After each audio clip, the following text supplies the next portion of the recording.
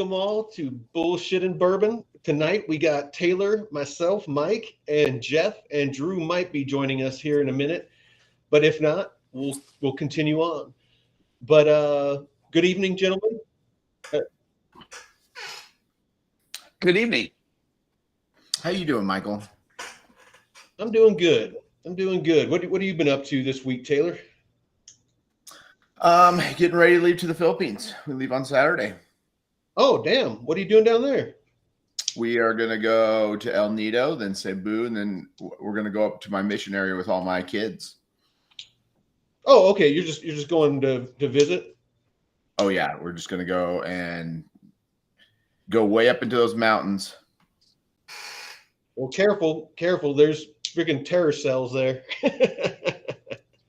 Yeah, Taylor, your life insurance is up to date, and I'm named on it, right? Right. Partner. You're like, disappearing in the damn jungle. Yeah, we better hurry up and get that in the place. Yeah, no shit.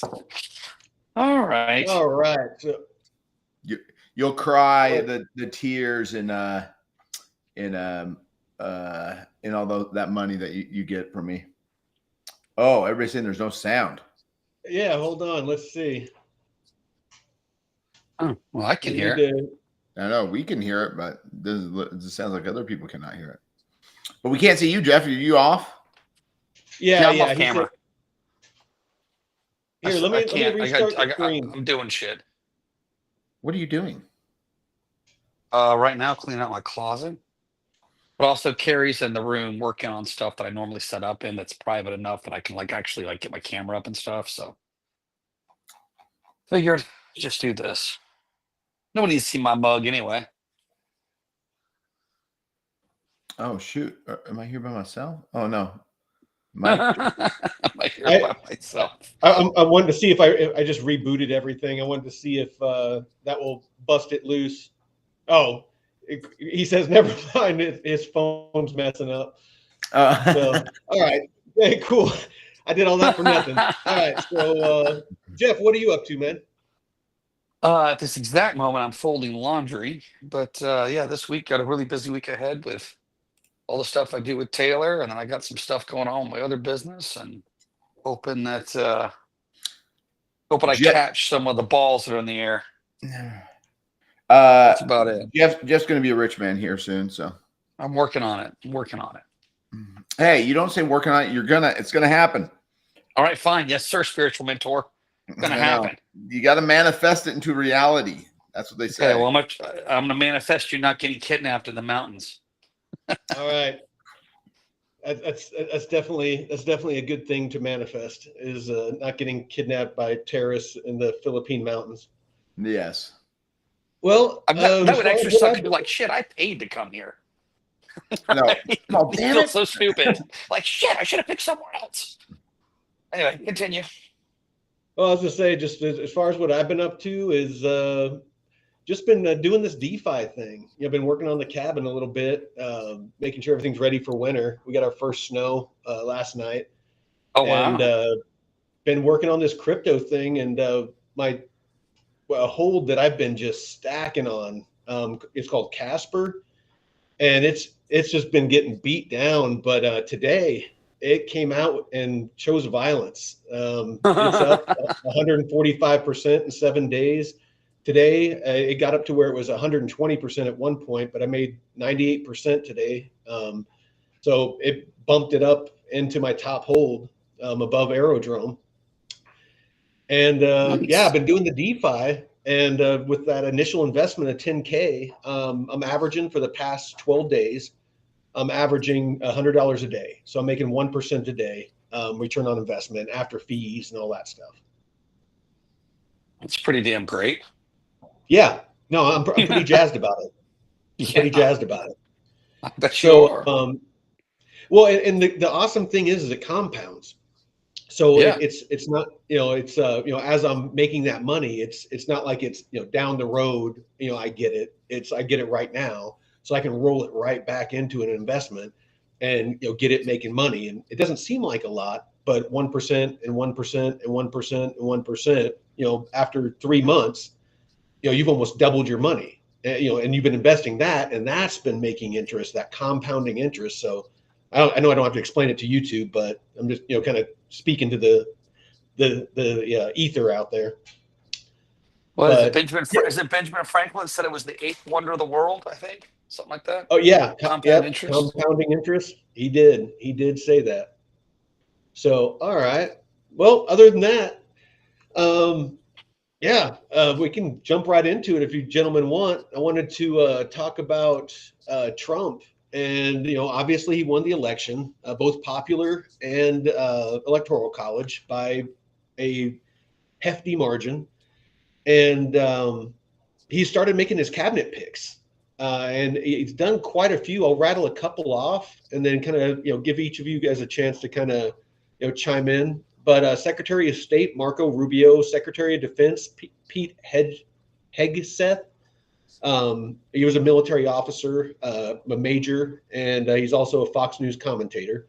Attorney General Matt Gaetz, Secretary of Health and Human Services RFK, Secretary of Interior, never heard of this guy, Doug Burgum, Secretary of Homeland Security Kristi Noem, Chief of Staff Susie Wiles, Director of National Intelligence Tulsi Gabbard, love that. U.S. Ambassador to the UN Elise Stefanik, EPA Director Lee Zeldin, Border Czar Tom Homan, he's quite the character. I got a little video clip of him. And Department of Government Efficiency Elon Musk and Vivek Ramaswamy, which is an interesting pair to say the least. Taylor, what do you have to say? It's going to be an interesting group. I will be.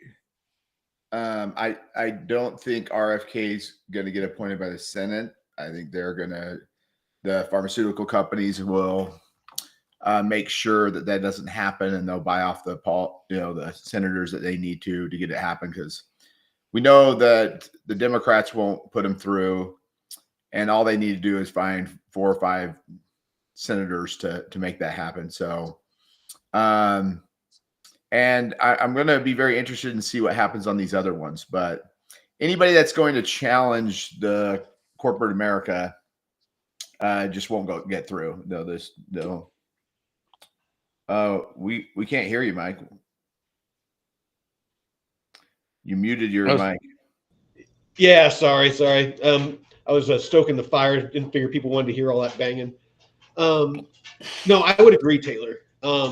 If congressmen and senators had to wear like NASCAR jackets with, I'm sure you've seen the memes and stuff where, whoever sponsors them, it would just be nothing but pharmaceutical companies and, companies like Boeing that profit from war, and you know what I mean? So yeah, I definitely get, what you're saying. Jeff, what about you? I'm a little more hopeful RFK might get through, just because there's such a popular swell behind that.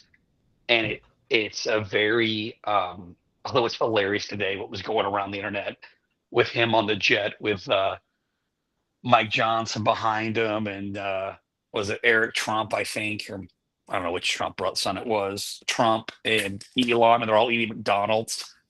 Yeah. You got this guy who's like anti-poison, he's eating McDonald's. So he did not look happy about it. I think there's more of a chance for RFK than Taylor's given it, only because it seems so obvious. It seems like such a, to Taylor's point, and your point, a covert, like it seems so much like if he gets denied, it's because of the big pharma kind of thing. So I don't know how that's going to play out. I would say the only one that I find kind of, I don't know if offensive's it, but a little bit. I would say that the people that voted for Trump, right, or a lot of the people that voted for Trump, are just so frustrated with the status quo, right? They're so frustrated with quote unquote politics as usual. Well, right. But I'm saying, okay, fair enough, right? But I mean, I think no. I mean, I'm agreeing with you. I'm just saying that's why people that are upset that Trump keeps winning elections. It's the politicians that have been in there are the ones that created Trump. People are they're just like anything but a career politician. Right. And so here's my point, though. The thing that I think is the most antithetical to that I've seen in these appointments. Most of these appointments I don't have enough knowledge on. or I'm kind of fine, or kind of just like, okay, cool, whatever. The Matt Gaetz one is pretty pathetic. And here's why. So much of the social support on the right, on the MAGA right, is, let's get the pedophiles out of government and Hollywood and Epstein list and all this stuff, right? Yet right now, Gates has got an ethics investigation against him, and a woman that was 17 years old testified in front of Congress under oath, that she was with this guy, and literally it was announced, I think 2 days ago, Mike Johnson said, oh, well, he won't get confirmed, but then he turned around and asked the House Ethics Committee to not release a report. And my issue with that is if it had been Nancy Pelosi asking not to release a report on, a nominee of the Biden administration, people would lose their damn minds. So I just think what's good for the goose is good for the gander. That's what bugs me. I don't care what side of the aisle you're on. It bugs me that if you have a double standard. Like, exactly. I do not mind if they find Trump guilty of something and convict him, and it's all on the level. It's not, they're not changing laws and doing shady shit. 100%. But there's a lot of things that they keep going after, Trump and people on the right for that the left is doing. It's like, sure. Okay. Well, so I'm just saying that other things, like RFK feels very revolutionary. Like RFK appointment feels very much like I am doing what I said I was going to do. Gates appointment feels very politics as usual. That's my thing. Yeah. Yeah, I kind of. Yeah, it's kind of hard to understand it. Like reading through, like I don't know if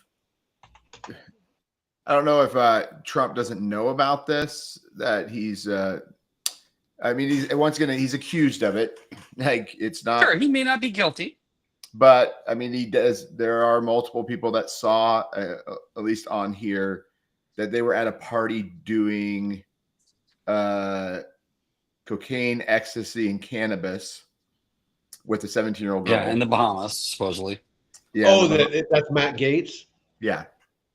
Oh, okay. I do not know. Well, is that who you guys want to start with? Is Matt Gaetz? Oh. Well, he's probably the most controversial because of that issue. Because let's start there. Let's just start there. So I don't have any videos on him, but just to catch everybody up, he's for Attorney General, which Taylor. I'll let him explain what that is. I know, but he'll do it much more articulately if that's how you say it.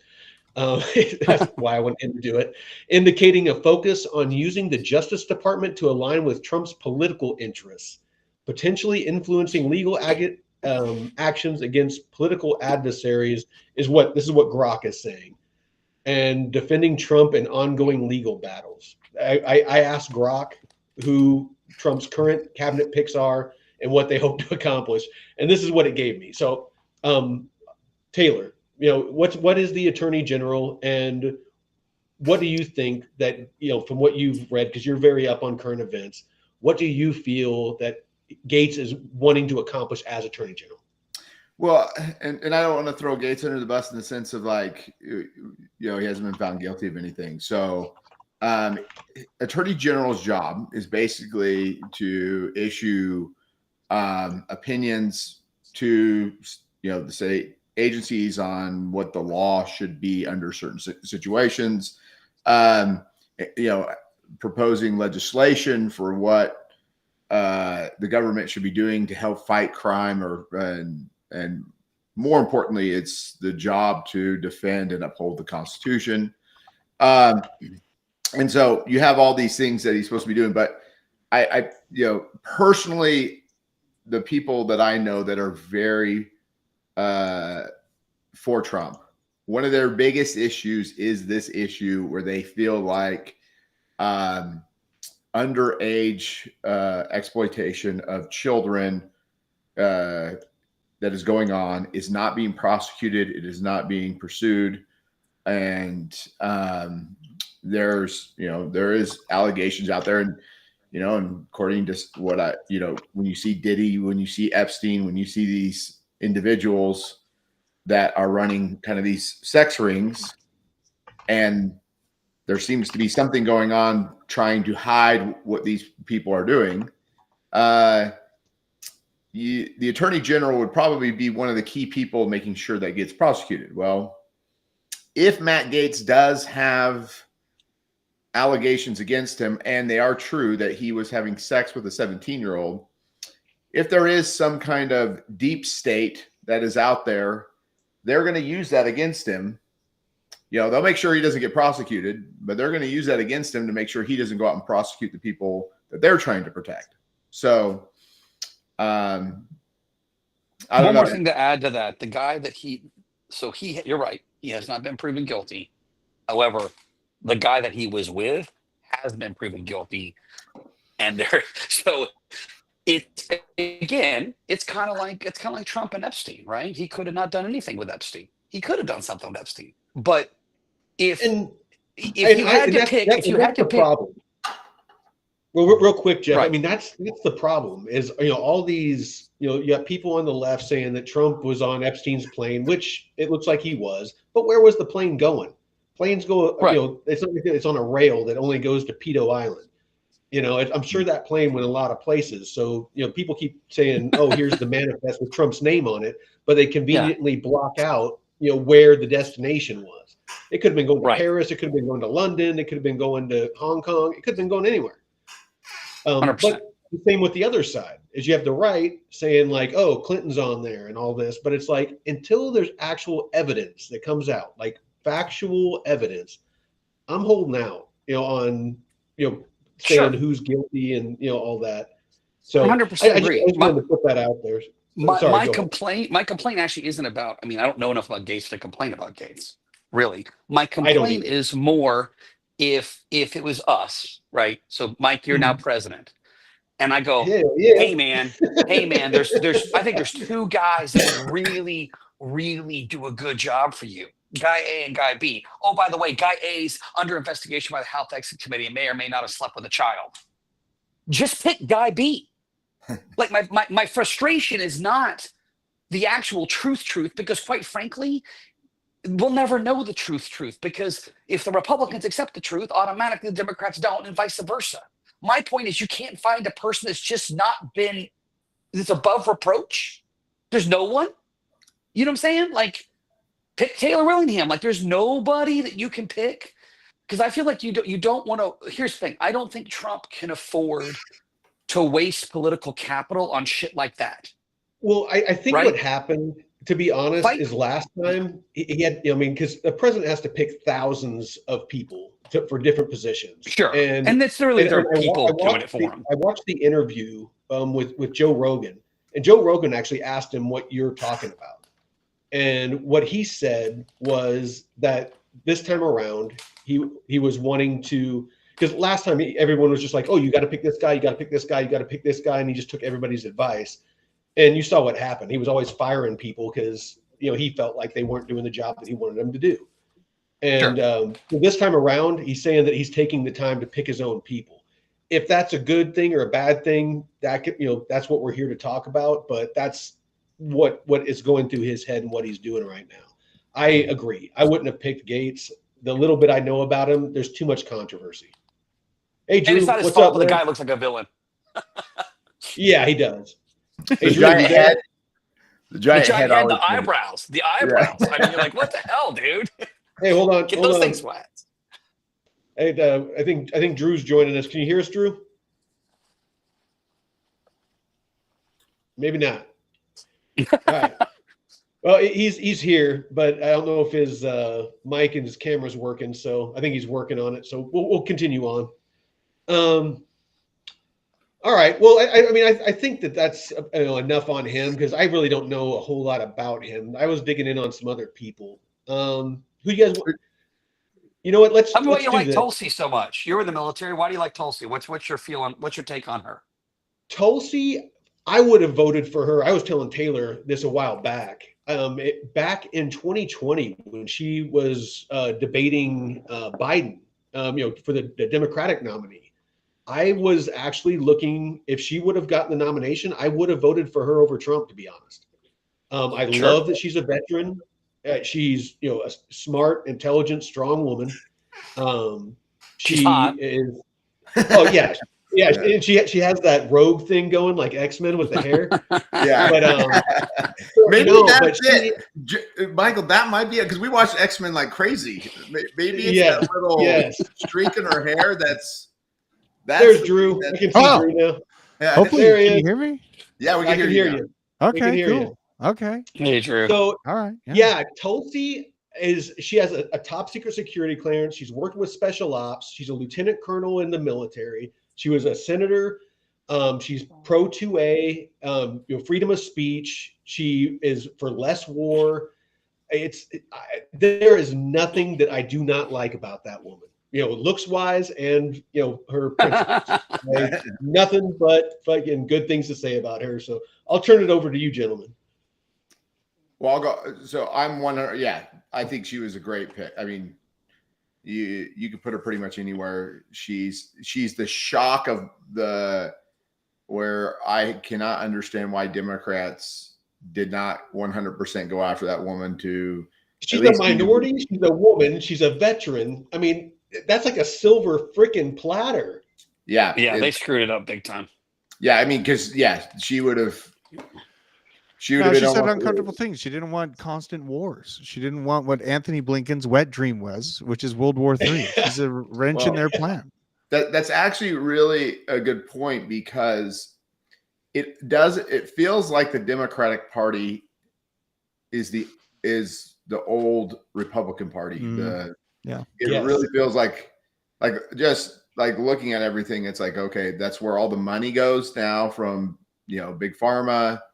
It's where all the defense industry is putting their money. And so I'm sitting there going, the unions are now leaving and going towards the Republican Party. Pretty much everybody that's not paid for, that's a big time. We're growing up, I always knew as Democrats like Joe Rogan, Elon Musk, all those guys, they're all switching over to the Republican Party. So it's feels like we had this a really big shift that happened right around COVID where it's, the two parties flipped and most of the population just hasn't figured it out yet. Oh yeah. Cause I mean, the Democratic Party used to be less war. They were less government, big brother's listening, all that stuff. And now that's the right. They're just like, leave us alone. We just want to live free. Our dad, he took us to live in the middle of nowhere in Texas at an old farmhouse that his grandfather had built. Just drafty floors, and I mean, it was crazy because he was wanting to live off grid back in the day, and he's a staunch Democrat, has been our whole lives. And I mean, love the guy. He is one of the most honorable, people I've ever met in my life. But you know what he said about Trump? He goes, you know what? I understand Trump says a lot of things, but he goes, I've never seen Trump do something I'm against. Like he says, that's his what actions are. He says he doesn't propose any laws that I would be against, and so it was very interesting to hear because my dad always votes Democrat, and yeah, no, but he's very level-headed. He's very logical. He's not emotional at all. Yeah, I came from Boulder, Colorado, and I had a lot of people that had basic Trump derangement syndrome during Trump's presidency. They were very vile against him and all that stuff. And then over the course of COVID and lockdowns and material restraints, because in Boulder, they're very, very focused on like good food and freedom as far as like treating their body right and, saying no to vaccines. Right. And so over the course of, Kamala Harris's presidency and a little bit into Trump's presidency, I personally know, I would say it's about 60 to 70% of the hardcore Democrats that are now, they did vote for Trump, and they actually went looking for, what I was representing through the whole time frame. You know what I mean? Because I was like, yeah, I don't care about HOAs. I have chickens in my garage. I hate everyone around me that's trying to tell me I can't have my own food. And I'm going to produce my own garden regardless of these ridiculous restrictions that the city of Boulder was trying to put around us.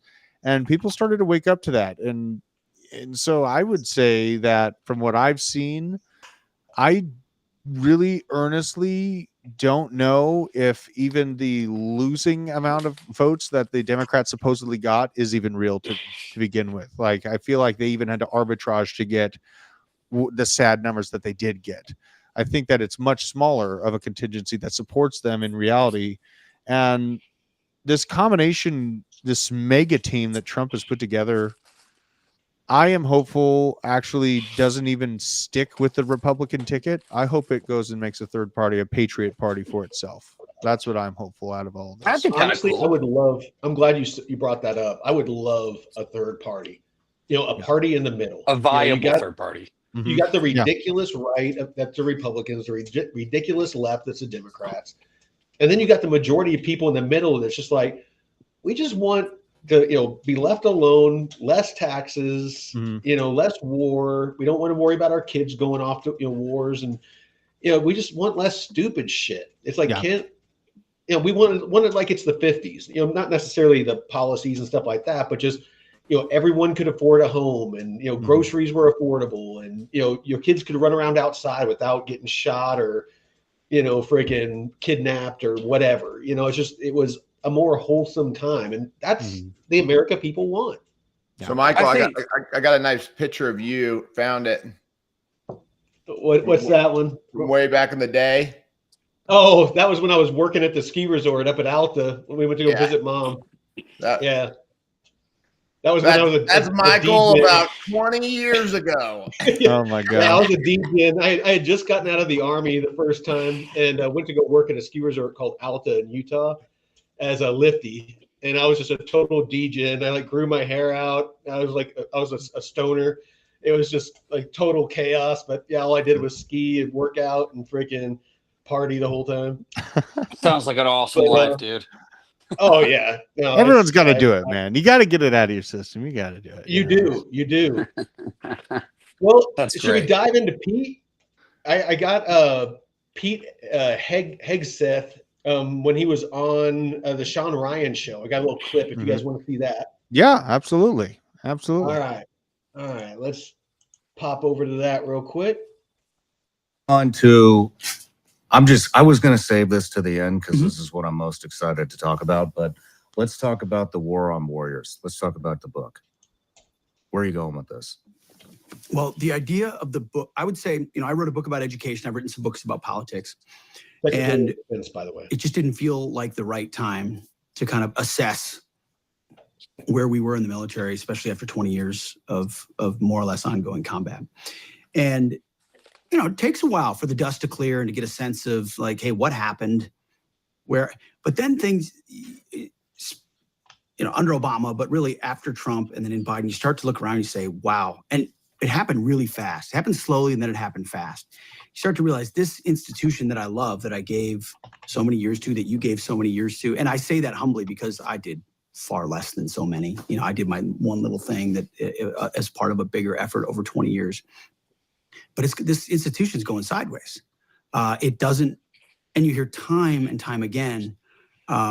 Which institution? The Department of Defense, the military, the Army, pick your service. And it started with a central question, the book. Would I recommend my kids join the Army today? I want to stop it there. It's a very long interview. It's 2.5 hours. But I wanted to make sure that we heard that, because me as a veteran, as most of you know, I served 22 years. It's very near and dear to my heart. It was, the majority of my adult life. And I've watched the military go from an organization of war fighters to an organization of woke, where they're more worried about people's feelings and people feeling accepted than what they're supposed to be there for. They're supposed to strip away what you were, all your identity, all of that. They strip that away. And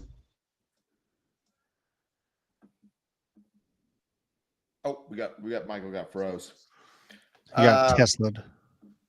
Right as he was about to get into the dirty part too. Yeah. Well, no, but that last question, like if you were asked me 10 years ago, would you be happy if your boys went in the military? And I said yes, but now I'm definitely on the no. It just feels like one, it doesn't feel like the priorities of the military are where they need to be, but more importantly, it just feels like they're basically going to take your child and ship them off to any conflict that they come across around the world. It's Right. a conquest. They're conquests. We're reaching out and going to other places for resources, as I've seen it. And I was headed towards the military path in my younger years, but I mean, if you ask me if I want my son going and serving under these war hawks, literally, I mean, I won't be comfortable with that until I see a lot change within the United States government. I mean, I was kind of like, when I was young, it was 2001. I was about maybe 10 years old or something like that. And I went on to study mechanical engineering. And my whole life has been spent watching the military industrial complex get us all riled up to go after people for resources in the name of weapons of mass destruction that they never were able to prove were there. And it has been very disheartening for me. That's why I've been kind of collapsing in and trying to just work locally and on a community base to show power that way. It's very concerning to see. I mean, you can conquest and be that person or that nation for so long, but eventually that ends, Michael, if you keep reaching out like that. there's someone in your house. Did you see that? Yeah. Yeah, I saw that. There's a person that just went by. I If thought I there's heard anybody something. I know Somebody in your house. who would know if somebody was in their house, it's Michael. Yes. I would definitely know if somebody was in my house. Uninvited. So no, I'm sorry. I went on a bit of a rant and I don't know where I cut out, but basically I'll summarize. My whole point was the military is there to fight wars. It shouldn't matter. And it used to not matter where you're from, what you believe in, who you sleep with, whatever. If you're there to fight wars and protect the country. It doesn't matter your feelings. Drill instructors should be able to yell, scream, rough you up, get you ready for combat. You are doing military members a disservice, caring more about their feelings than getting them ready for war. And that's why I like this guy so much, is he understands that. He understands what war is, and so I really like him. I know he's a Fox News commentator, but I really like him. Yeah. So Well, I think. Go ahead. Go ahead. Okay. I was going to say, I think, first of all, I 100% understand everything you just said. I mean, obviously, I have not served in the military, and I'm extremely grateful for your service and anyone else who's served out there.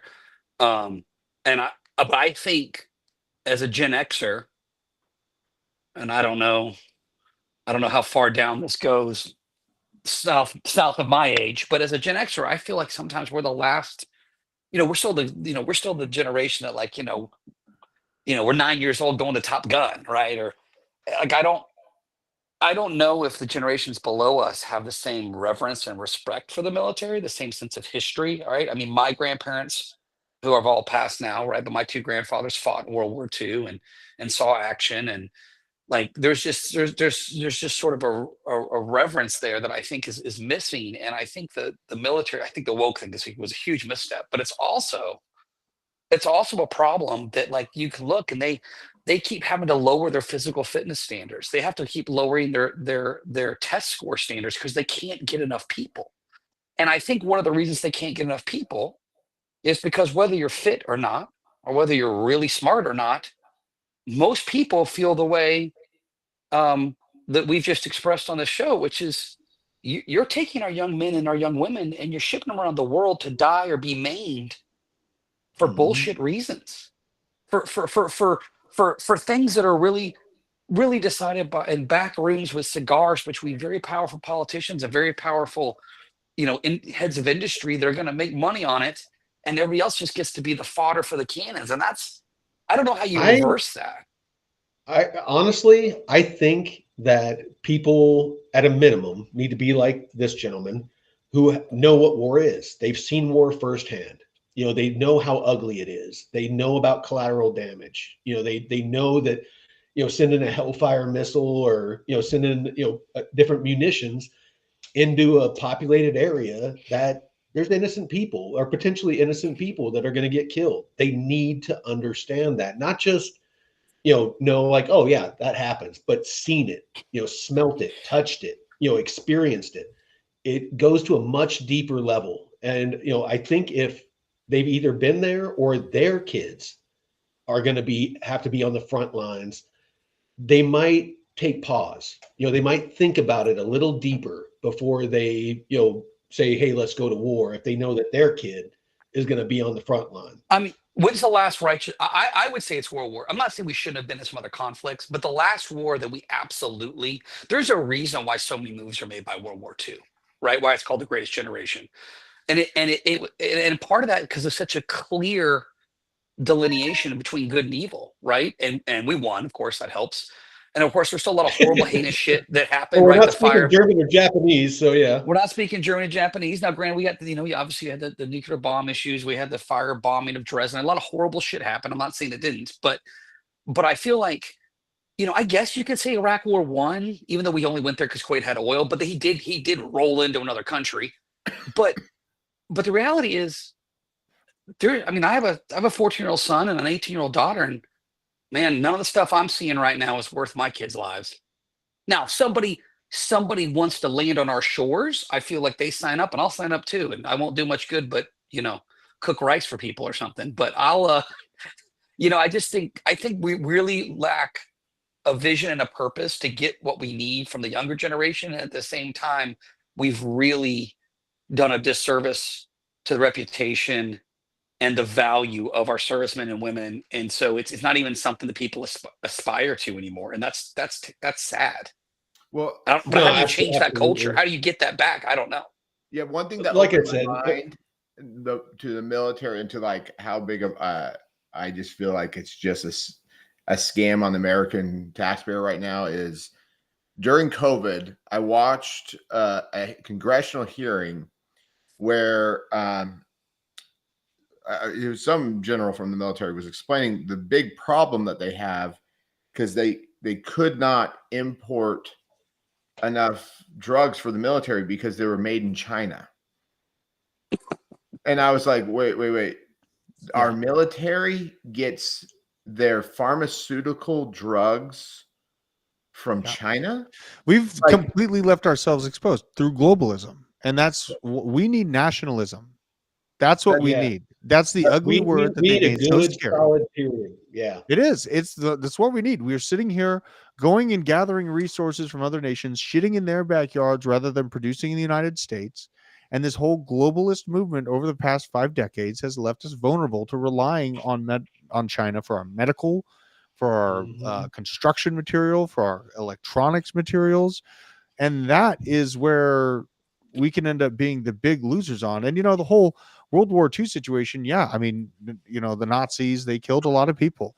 There was 3 million Indians that starved to death because they were being robbed by NATO countries to feed NATO troops too. You know what I mean? So this goes both ways. And it was the winner who wrote history books. I have grandfathers that served in Okinawa, you know, fighting on the American side. And I also have a grandfather on the other side in Germany that was serving as an SS I need to make sure you understand it's on the American side. Yeah. So I have Because you a look grandpa- Japanese, Drew. Yeah, You look a little literally, Japanese. they're from both sides. And so, you know, I've definitely dived into both sides of the equation right now. And there's a lot of stuff right now that I can't even say online that people would tar and feather me over. Like, look into usury, look into the origination of central banks, right? And building this gigantic Ponzi scheme of finance that we sit on right now. Where did it originate from? Future of Jekyll Island. You know, I mean, there's a lot of origin story behind why that movement that caused World War II had so much fire to begin with in the first place. There's a reason why he made it to the front of Time magazine. And it's just an ugly situation. It's a scary thing to think about. But honestly, if we insulate ourselves to requiring and producing the products that we can make in the United States, then we stop shitting all over India and all over China for their manufacturing exploits. We stop using slavery didn't go anywhere. It's in Africa being used on children to go get products for our electric vehicles. India, right now. Africa, China, it's alive and well. Yeah. You know, slavery, like, you know, the people that talk about slavery, you know, hundreds of years ago and stuff like that. Yeah, it was terrible. But you know what? Let's help the people that are currently suffering. Let's focus there for a minute. Agreed. Yeah, I mean, it's just. Have you seen any research or any estimate as to what? Because I mean, to Taylor's point, and obviously yours, it does seem ridiculous that we are so when push comes to shove, and COVID proved this, how unbelievable, how our lives grind to a halt if China or other major countries can't do the things that we outsource to them to do more cheaply, right? And I get that, but I wonder what, and I'm not saying this should be the reason why we don't do it, but I do wonder what the economic impact would be. I mean, if tomorrow we made televisions in America, how much would TVs cost again? $3,000? Probably I mean, 4 times more. I mean, because we can produce lithium here. It's much more expensive, and EPA regulations here in the United States would absolutely explode prices. There is no denying that. There's a reason why China is able to outpace us in manufacturing. Right, because they just don't do anything. There is no EPA. Right. You know, we have our hands tied behind our back because of those standards. And I was in manufacturing for a long time. I was in manufacturing for Lexmark and IBM, and there was a lot of to and from China.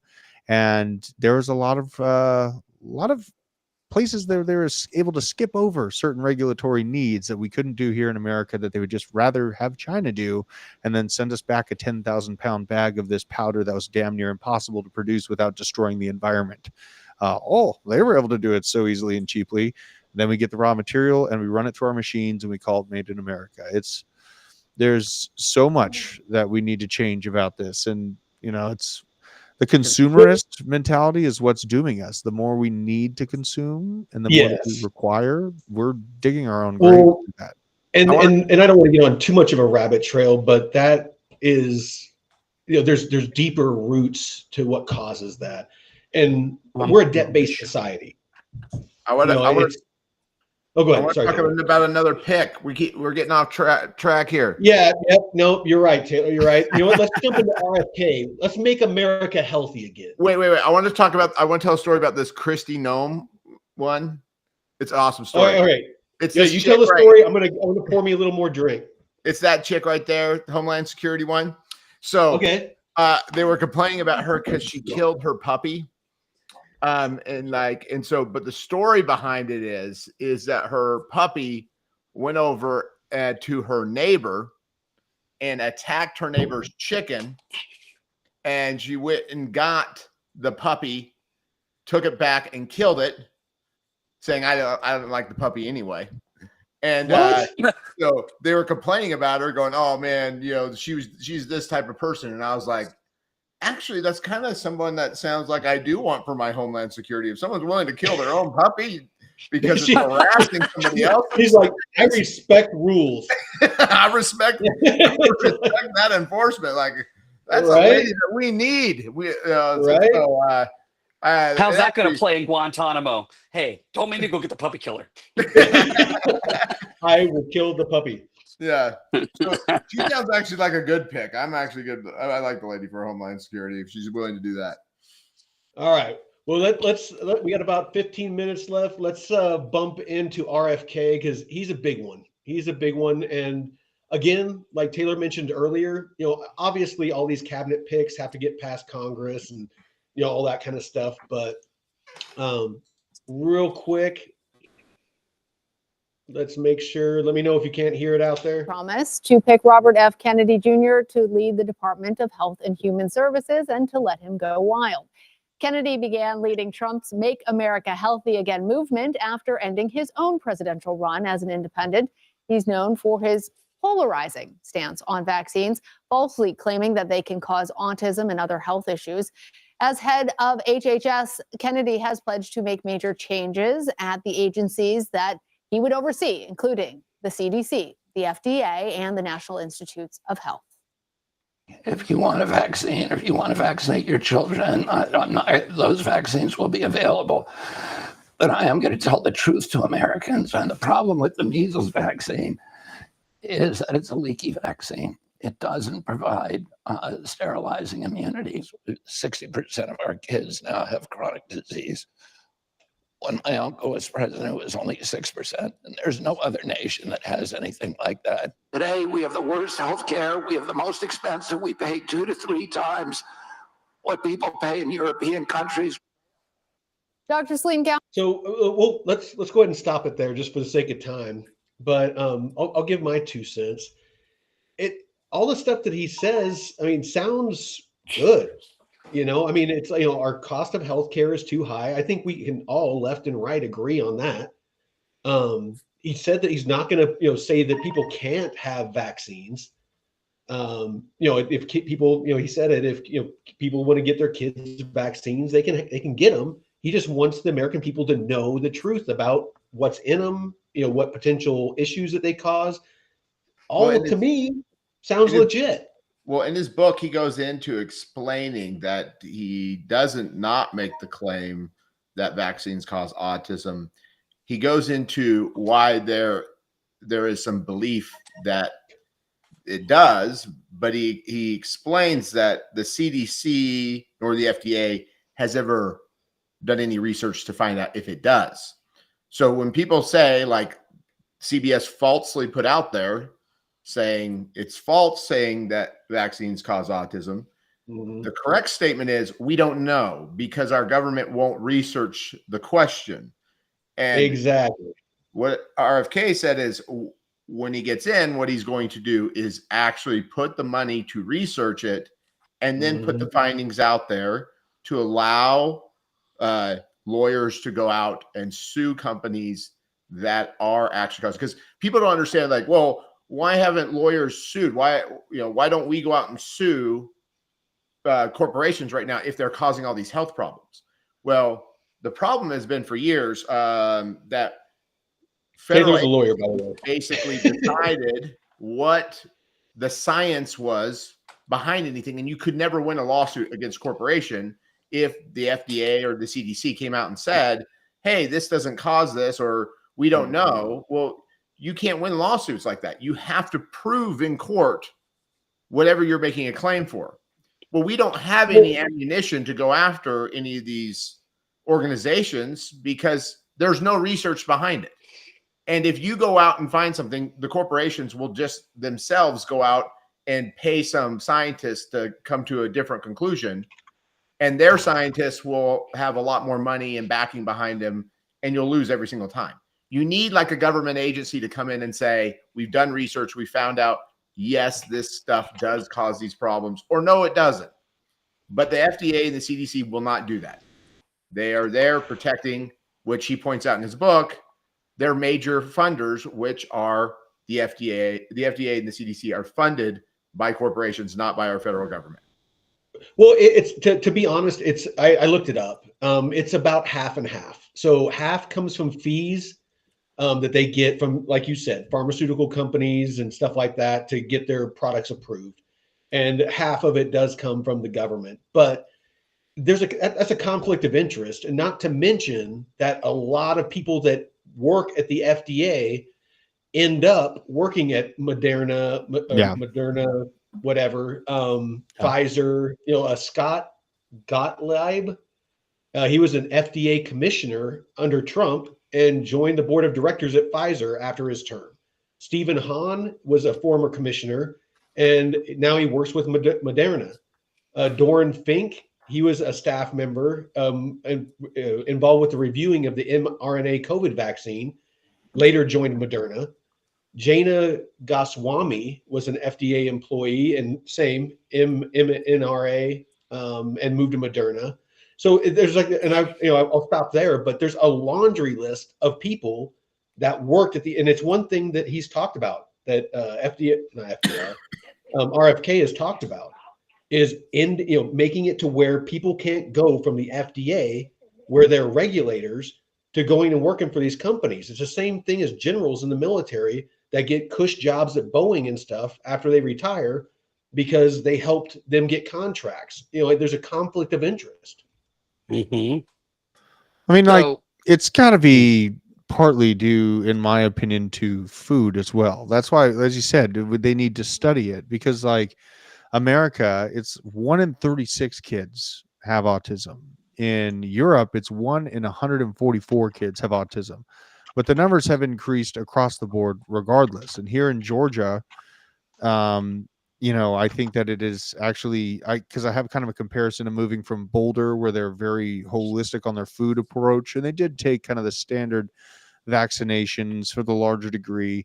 And then I came out here to Georgia, and everyone is definitely on average taking vaccinations. And there is the birthplace of Coca-Cola, and fried food is literally everywhere. The food diet is much worse. It's delicious, right? But I think that we need to study to find out. It's going to be very difficult, in my opinion. But one thing that I had always followed was this work by MIT Professor Seneff, Professor Seneff out of MIT, that was talking about essentially a heavy highway for chronic disease being created through the aluminum and formaldehyde, glyphosate within the it's primarily glyphosate and small aluminum particles, which is the focus of our study. That was created.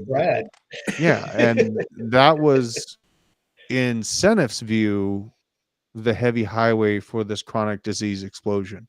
There is no denying we have had it here in America. It's about finding what the hell has caused it. And it's going to be difficult. A quick comment on that. I saw something kind of interesting just the other day on Twitter, and it was talking about, so all these GLP-1 antagonists, right? The Ozempics and the Wegovy's and all those, the peptides, they're these miracle weight loss drugs, whatever. There's all of these other studies going on about what is technically off-book applications, because apparently it's massively reduces inflammation, right? So now I don't know why yet, whatever, they're doing the studies. But this person made the comment, forwarded a post about how the significant reduction of inflammation that happens when you take a GLP-1 antagonist. And they forwarded the post, and the comment was, can we finally find out what the common or the multiple, what the poison is in our food supply? Because the point the poster was making is, maybe the drug itself is reducing inflammation.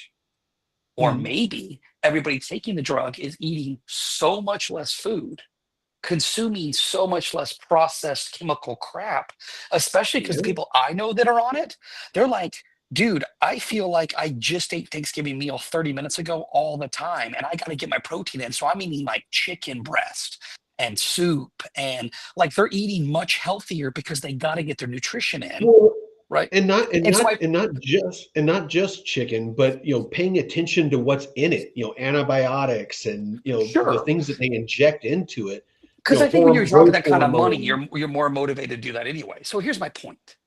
What if it's not the drug? What if it's simply the fact that we're avoiding healthy eating, healthy living? And the European thing is huge. I mean, I know I've told you guys this before, but on the chemical side, my wife years ago had like a side. I mean, it wasn't a side gig. She just did it because she wanted the discount. But she did this company called Beauty Counter, and Beauty Counter's pitch was, all of our products are made in such a way you could sell them in Europe, because there's 5,000 chemicals that are banned in Europe that you can use here on your cosmetics that you're rubbing into your skin and you're putting on your face and you're ingesting. And you got to wonder, it's not like the companies in Europe don't want to make a profit. You know what I mean? Or that people in Europe don't want to look pretty or smell good. But if there's 5,000 chemicals that they are not cool with, and by the way, they do take the measles vaccine over there, you know what I mean? Like, if they're not cool with that stuff, we may really need to ask why. What is being pushed upon us? Yep. Well, and that's all RFK wants to do. He's not saying that he wants to the government to get involved with companies and people's individual choices. He's just saying he wants transparency. He's just saying, let's do the research. If somebody's going to get a vaccine, let them know potential side effects, what's in it. Just be transparent about it. It's this draconian fear mongering that's going on right now. He's not saying any of that. If you actually listen to him, he's just like, there's crap in our foods. It's illegal in most countries. People should know that. That's it. Right. Well, let's we only got a couple minutes left. Let's go ahead and jump into, if you guys don't mind, let's do a final pick. And mine is the Border Czar. What do you guys want to do? Well, that sounds good. He's a character. I got a video. I love that guy. Giga Chad of the century. You can make memes for days on this guy. All right, let me share this. We got a little AOC. He's tearing into AOC. There we go. All right, let me know if you guys can't hear it out. If you're in the country illegally, you shouldn't feel comfortable. Absolutely not. I won't feel comfortable if I'm in the country illegally. If I'm in some other country illegally, I'm not going to be comfortable. You shouldn't be comfortable either. Hold on one sec. Let's restart that.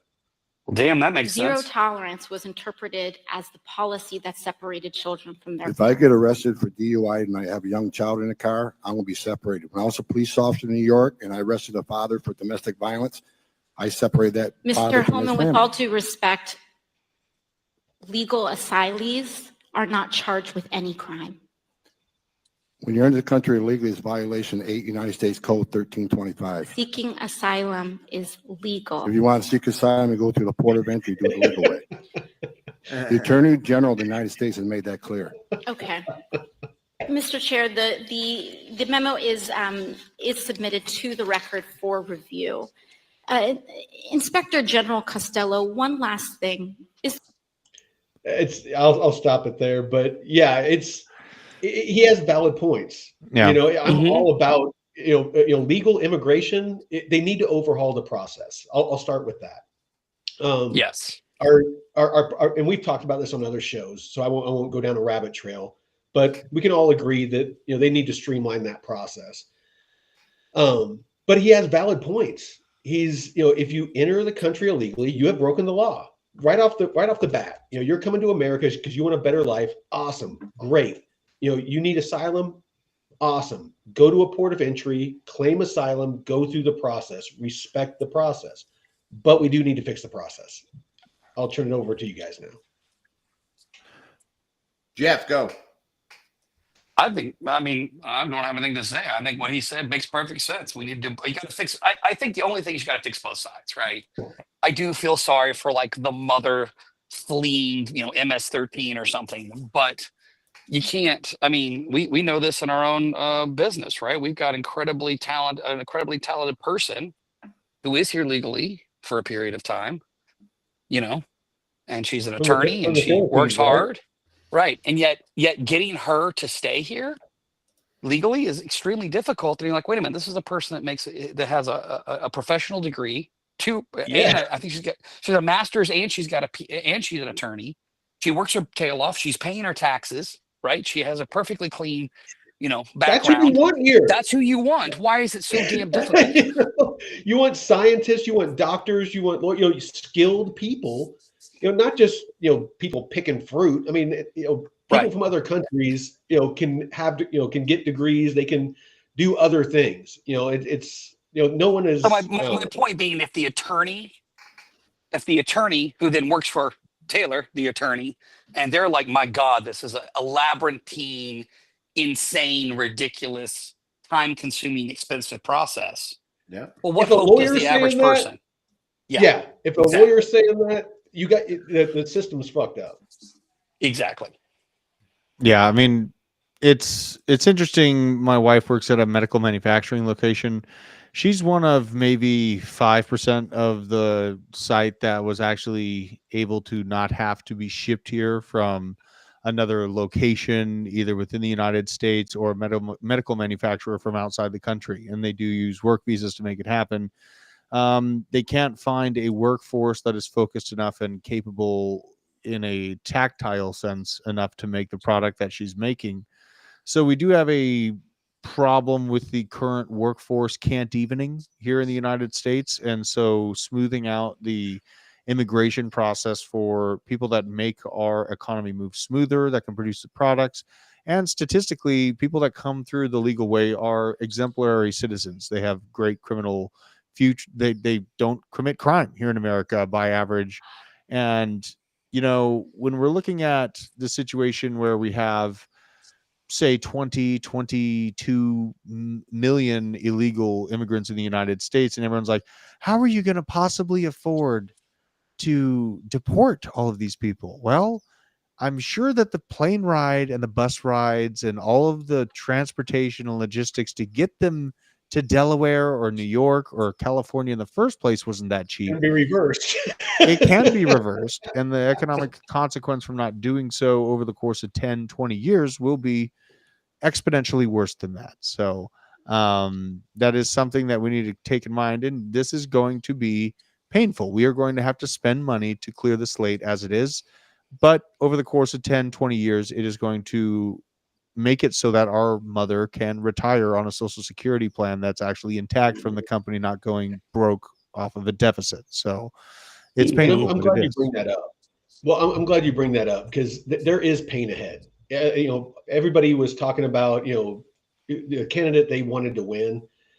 Honestly, I've been saying for a while, and Drew, I think I even mentioned this to you and Taylor, there's pain ahead no matter who won. You know, we have a huge deficit. We have an unsecure border. You know, we have, you know, wars. There's inflation. You know, there's a lot of issues that need to get fixed, and they're not easy fixes. And there's going to have to be some pain. You know, there's gonna, you know, if we're going to fix the deficit, they're going to have to cut government spending. It's got to come from somewhere. You know, something's going to have to give. You know, We the border. need Oh, we go ahead. need like a Churchill or a Reagan, or I mean, maybe Trump can do it on his side, I guess, but he's so hated on the other side. I don't know if it matter, because the one thing is, I do think that if Americans believed that the pain would yield results, I think we might actually get some traction. That's The problem is going to be the that's messaging. valid.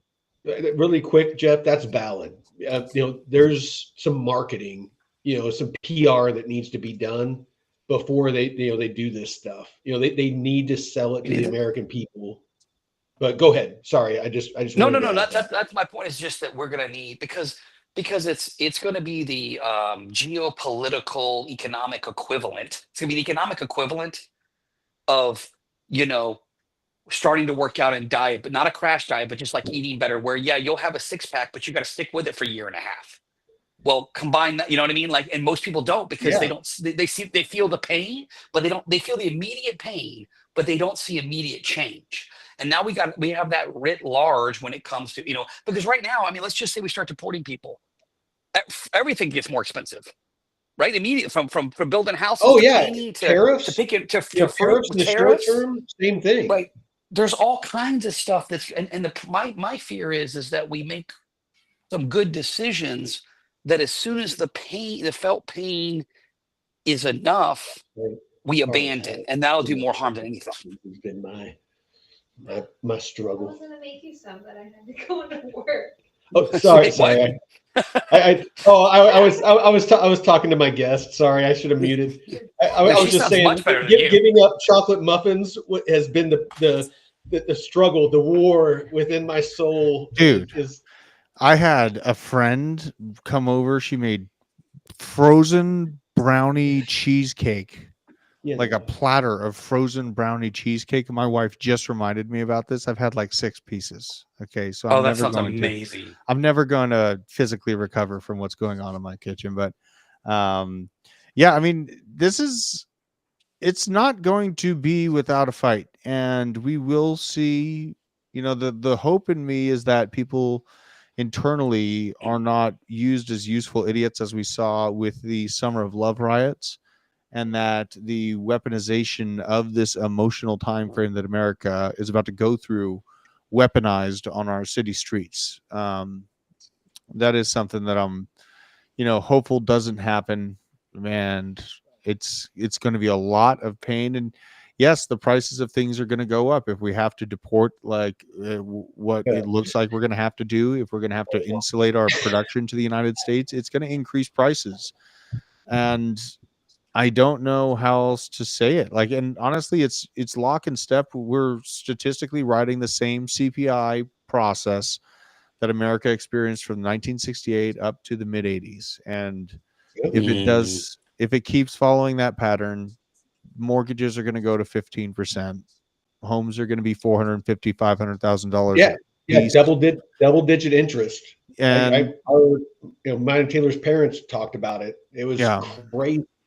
Yeah, I mean, and I've been talking about that graph for a year, and people thought I was crazy. It's still following the same pattern, and if you're not locked in right now on land, or if you don't have a tangible plan to own land, this might be the last gasp for the middle class to grab this for a generation or two. It's kind of feeling that way, unfortunately. So, Veteran, are you back to your average buy entry point finally on Casper? Yes. I'm sorry, Drew, but it's with all the shit that you've given me. I gotta not gloat, but it's a survival pump. It feels good. It's a survival pump. No, it's just after so much negativity. Yeah. Not from you, but just Casper getting beat down. I mean, just on the ropes. I want to know from nice you, though. To finally see some green. You are very plugged into the project, and really, what I consider, what I'm seeing with Casper is it's a survival pump, and I'm glad to see it have happened because, like, you brought the thing up, it was like 4 or 3 cents. It fell to a fraction of a cent, and now it's up to 2.5 cents. I can't remember where your average entry is, but it's about 2.5 cents. My interest is peaked. I'm about break even. Yeah, my interest is peaked in the graph. I will say that. We have seen these utility tokens finally catching a breath air, maybe just a gasp for the moment, but I think all tides are going to rise with this current Bitcoin bull market. And I am seeing a tangible target for Bitcoin to accomplish $200,000 to $250,000 this year. As in by December? Yes. December 31st? Of 2025, this cycle. Oh, okay. This year, I could see us breaching over $100,000, and then coming back down to $100,000 to prove it as support. And this is it's a huge psychological level. It is, and really, my data from that is all from Fibonacci sequences of the last 3 or 4 bull markets of Bitcoin. From top to bottom, it's going exactly as it has over the past few markets. And historically, we overshoot the current Fibonacci sequence that we are jackknifing through by about 6 to 16%. That would land us at about $110,000, come back down to 90, 95 to prove it as that holding level before we're able to move on up. But the top end of this range that I'm looking at, just statistically speaking, not including any of the news about Bitcoin being backing the US dollar, any of the hyperbolic, exciting things that actually could jettison it much further than that. I don't even want to think about what would happen beyond that. And the battlefield has changed. When it comes to, especially Bitcoin, the daddy, the foundation of crypto, like you were just talking about, Drew, you got institutional money flowing in, that moves markets. It used to be just people like me and you for the most part, and some VCs. Now you got like JP Morgan Chase, you got, BlackRock, you have all of these, Vanguard, you have these huge Can't beat it, join it, right? So but that's the thing is, the money is flowing in. It's changing the environment. Diminishing returns is going to be a thing. The people that are early now. Casper is a corporation play. I know that it was plugged in with that Not IBM. Anymore. Yeah, what happened? What are they going to do? What is the narrative? Because now that it's had a survival pump, and it did survive, and it does look like it's going to be able to party this market, I actually am now interested in it, because seeing it just continuously roll down the hills slowly does not excite me from a statistical standpoint. But now that I've seen, I do not blame you. And I told people in videos that I did here on the channel, You know, it's, you know, I just wanted people to have the facts. I'm like you, Drew, you know, have the facts, you know, make an unemotional, logical decision. If you want to sell and get out, I don't blame you. You know, the charts, you know, did not look good. I believed in the tech and I believed in the team. The CEO was holding it back. You know, he wanted it to be only enterprise use. You know, that's it. No DeFi, no community. He ignored us, and it was terrible for the crypto. That's why it had that slow tumble. Now you have the CTO of Casper Network that's running things and engaging with the community, and has been just engaging with the community, doing you know, AMAs and, you know, all that sort of stuff. They have new DeFi being built. There's a lot of really cool stuff that's going on. There's even talk. I'm not sure yet, but I've seen rumblings of them integrating with Base. So that might allow me to be able to use DeFi with Aerodrome and, you know, use it as a trading pair. Yep. A lot of things, but I'll hold off. But for the most part, I'm still very bullish, but it is you know, to be honest, it is a high risk play. Yeah. I'll leave it at that. Well, and I just liked to see that it's stepping away from just that enterprise tunnel vision, you know, and that the DeFi, because you know what DeFi summer really is people hold Bitcoin from $15,000 to $200,000, let's say this market.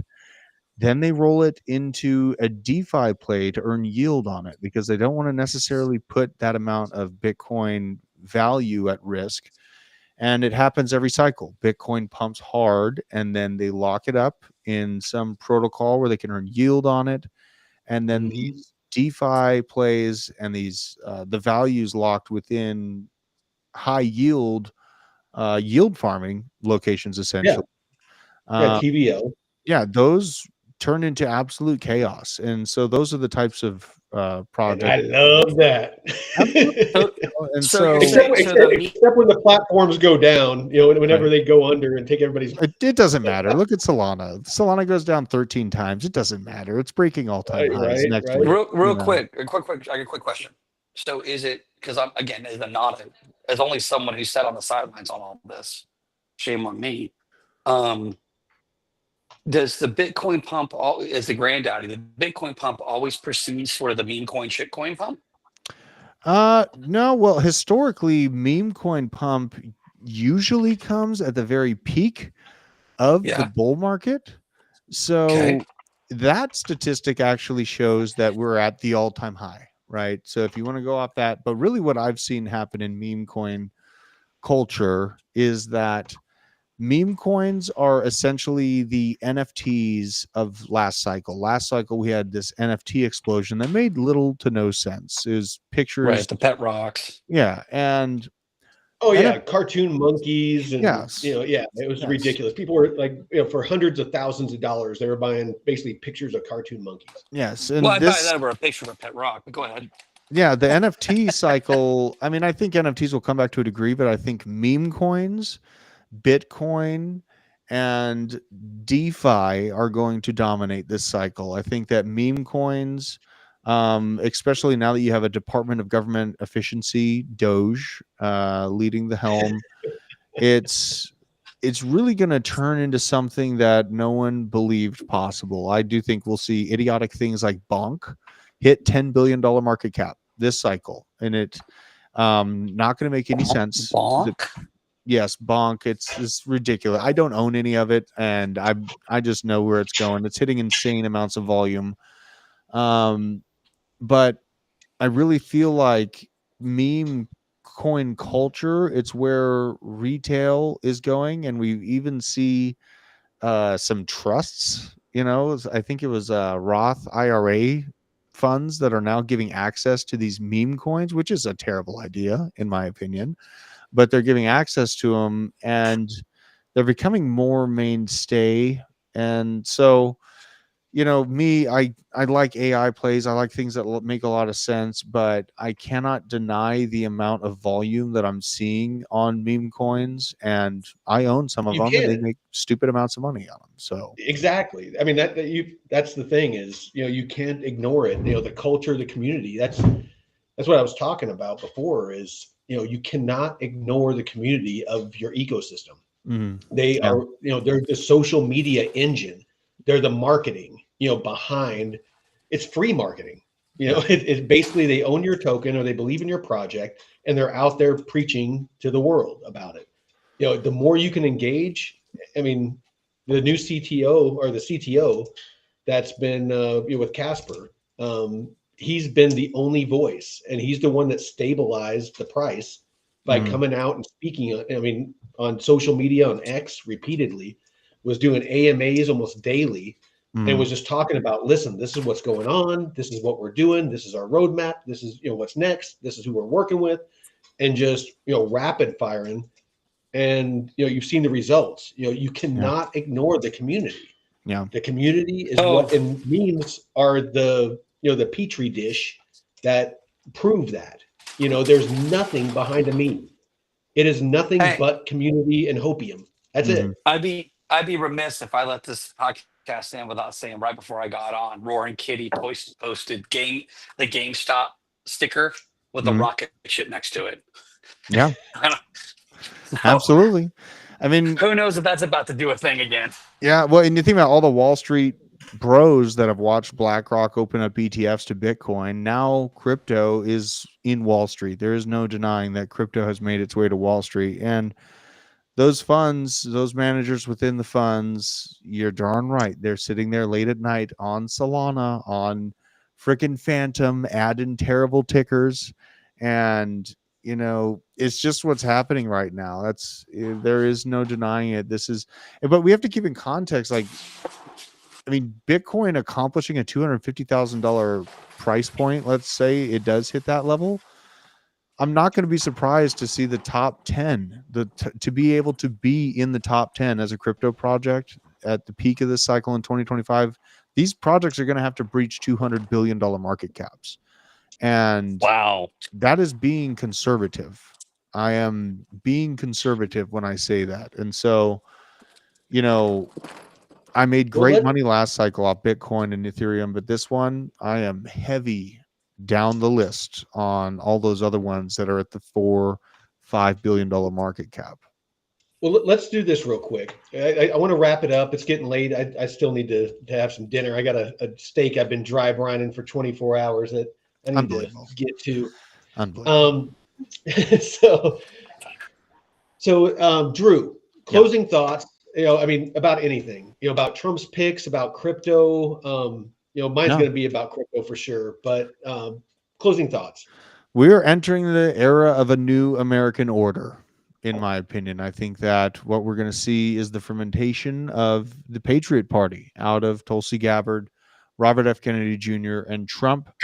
And I will not be surprised to see an effective third party at the polls in 2028 out of this. Fuck yeah. I have woken up with a great sense of happiness, seeing that this election had good oversight. I am really glad that we live in a country with elections still. Wondering where those 20 million popular votes from the Democrats went from last time, though. That's kind of an interesting thing. Hopefully we get to the bottom of. And I spent all weekend building the platform and the structure for an outbuilding. So I have a brand new building on my property down on the prairie. I've been very focused on it. And I just implore everyone to lock the F in over the next year into making as much money as humanly possible and buy as much land as you can possibly get your hands on, in my opinion, with cash. I think what's coming could be a death blow to the middle and lower class, statistically speaking, in terms of inflation, macroeconomic tension. But I do think that we're hiring the right person, Trump, to negotiate this to be the least painful that it could be. I am of the opinion if we didn't have him at the helm, World War III and mushroom clouds would have been not only possible, but inevitable. Now we have a way to work around it, do some negotiations at the table, and I'm really thankful for it. So I wake up with a lot of hope in my heart these days. Awesome, brother. Yeah. Wow. Well, that was positive. Michael kind of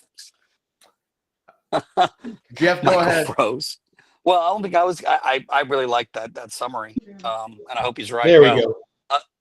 I hope he's right about the good stuff. I hope there's some miracle way we can avoid all the pain that may be coming from the middle and lower classes. But I did want to comment, which is kind of crappy to do in the last seconds here, but I also saw that today Biden authorized the use of long-range missiles from Ukraine, and He had to on his way out too. What a prick! I mean, yeah, Putin's trying to talk about let's end this thing, and he's escalating it. He's adding gas to the fire.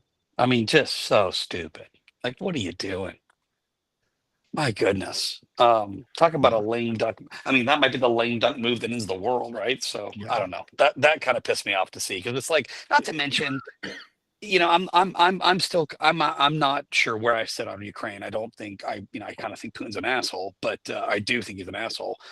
But my God, I mean, I think 600,000 Russians are dead. I don't know how many Ukrainians are dead.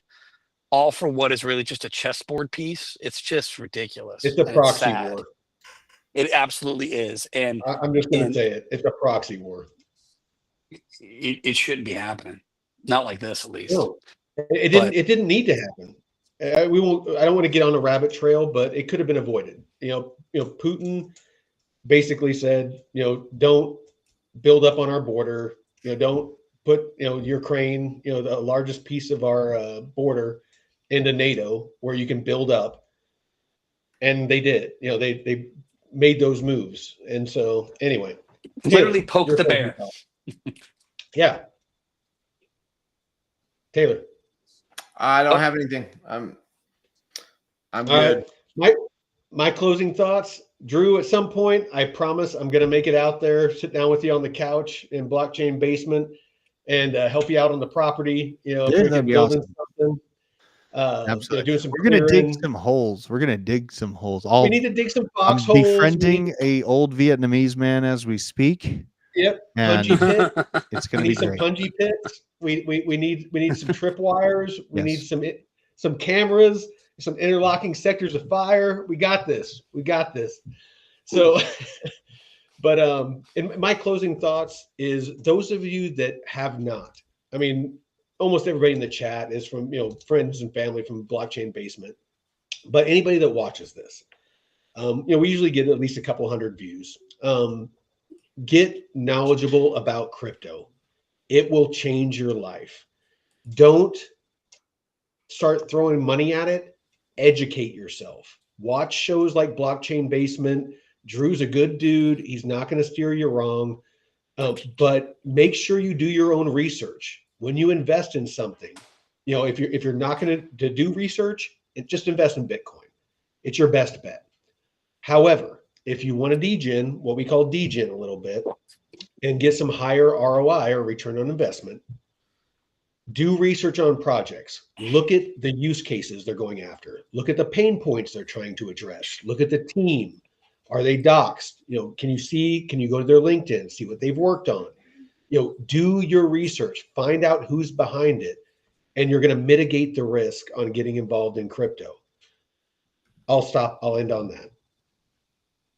All right, guys. Thank you, gentlemen. Love it.